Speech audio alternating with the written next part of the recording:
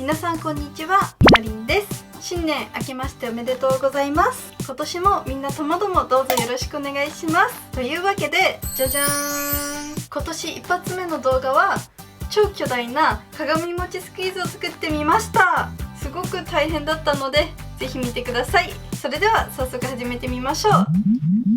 はい、まずは鏡餅の型を買ったので、これを使ってスクイーズを作っていきたいと思います。最初は人肌のゲルでいっぱいにしようかなともちょっと思ったんですけども、ちょっと大きすぎるので今回はシリコンを使っていきたいと思います。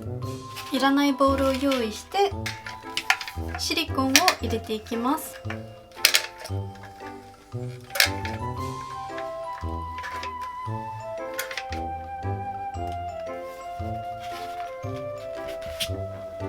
このシリコンの中にコーンスターチを入れます。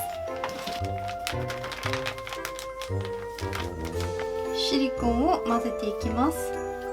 よく混ぜていきますが、この時はまだシリコンに触らないでください。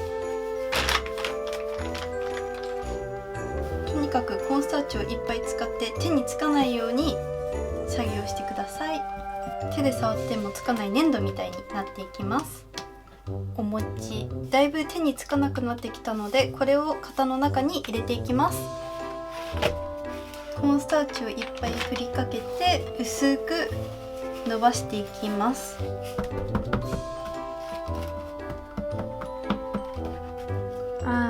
もう机がすっごい大変なことに。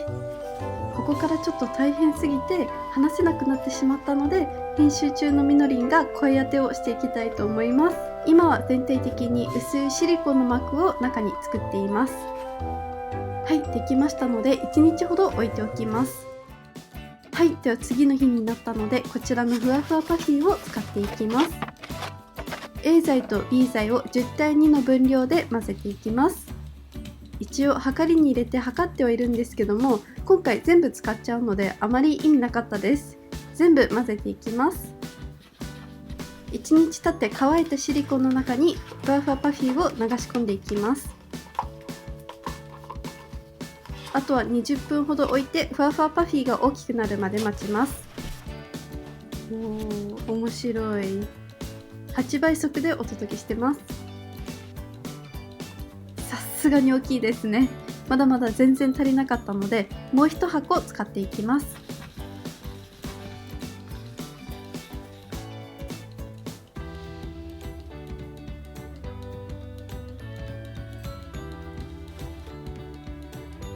はい、結構膨らんだんですけども、まだちょっと空いていたので一番下には平らなスポンジを切って詰めていきました。またここも大変だったんです。型から取り外していきますが全然出てこなかったです。ちょっとずつ空気を入れていって10分後ぐらいにようやく出てきました。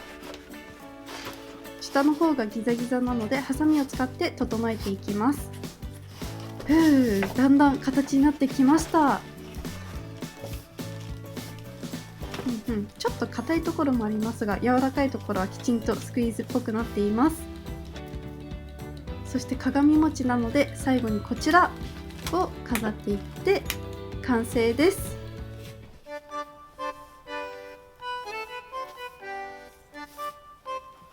はい、皆さんいかがでしたか？大変だったんですけど、ちゃんと鏡餅っぽい形になったんじゃないかなと思います。もっともっと頑張りますので、今年もどうぞよろしくお願いします。それではまた次の動画でお会いしましょう。